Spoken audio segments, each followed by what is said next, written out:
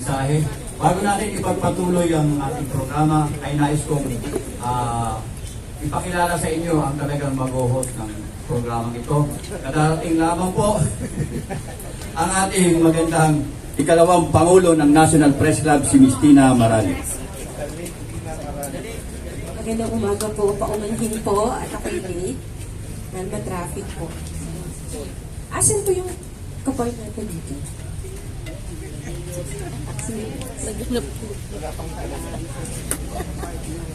Yan, ang ating pong susunod na magsasalita dito sa harapan ay si Attorney Joan M. Padilla, Administrator of Intramuros Administration.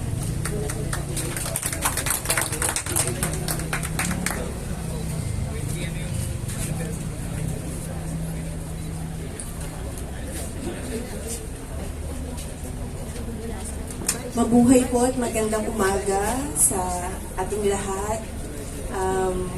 Congratulations po ulit sa National Press Club para po sa ganap na ito.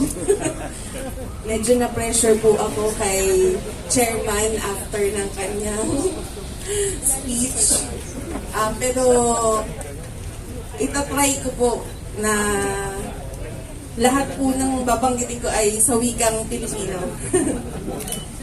Sa araw na ito po, ating binibigyan pansin ang kahalagahan ng kalayaan sa pamamahayag sa ating bansa. Ito po ang pundasyon ng ating demokrasya, ang pagbibigay daan sa malayang pamamahayag ng opinyon, pagsisiyasat sa katotohanan at pagbabahagi ng tamang impormasyon na kailangan ng ating sambayanan. Nitong nakaraang Lunes po, ating ipinagdiwang ang Araw ng Mga Bayani. Kayo pong lahat dito sa National Press Club ay mga bayani na maituturing katulad po ng ating dakilang bayani na si Gat Marcelo H. Del Pilar na nagpapaalala sa atin sa kahalagahan ng tapang at dedikasyon sa pagtutulak ng makatarungan at malayananing pamamahayag. Lubos po ako nagpapasalamat sa pribilehiyong makasama sa ganap na ito sa National Press Club na may tahanan po dito sa Intramuros na isa ring makasaysayang lugar sa ating bansa. Kami po sa Intramuros Administration ay lubos na nagagalak na magkaroon ng katulad ninyo dito sa Intramuros na tagapagtaguyod ng malayang pamamahayag sapagkat kayo ang tinig ng katotohanan at pag-asa ng ating bayan. Sa pagkakaisa natin, patuloy nating ipaglaban ang kalayaan ng pamamahayag at ang mga prinsipyong itinataguyod nito. Patuloy kayong maging haligi ng responsableng pamamahayag dito sa Pilipinas. Maraming salamat po at mabuhay po kayong lahat.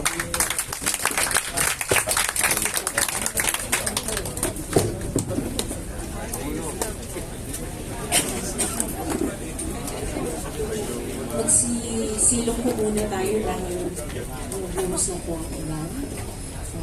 Bago po tayo magpatuloy, would like, pasensya na po, hindi talaga, ako lang po ang Batangganyang we would like, palusutin niyo na po ako. We would like to acknowledge ang dati rin pong Pangulo ng National Press Club of the Philippines at ngayon ay Executive Director ng Presidential Task Force on Media Security, Yusek Paul Gutierrez. At dahil tinawag na kita, ikaw na naman ang magsalita dito, Kuya Paul. Ikaw na muna.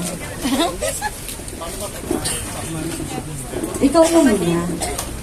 Dahil isa ka dun sa mga nagtulak para maging batas ang National Press Freedom Law.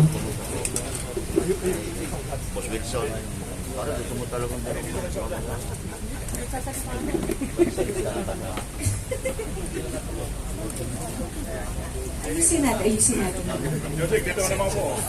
Salamat. Magandang araw po sa ating lahat at sa na po, nalate ako. Akala ko di ako kasama sa programa. Sa atin po mga pinagpipitigaan ng mga panauhin, nakita ko po sa likod ang ating mga kaibigan sa Philippine National Police, ang matibay pong haligi ng ating Presidential Task Force on Media Security. Ang tagapagsalita po ng PNP, si General Red Marangan.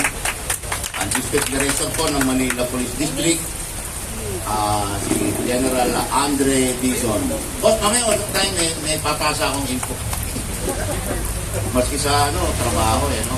Ang aking po mga kasamahan sa ating pamahalaan, si DG Joe Torres, Pangulong Lydia.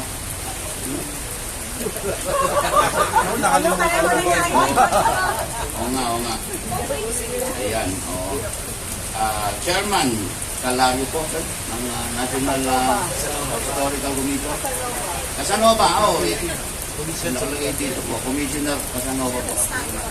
Si Bolsa Wilson Flores. Wala si... Ito, Commissioner ng Wigong Pilipino. I believe, ma'am, kayo po, representative niya. Kayo pong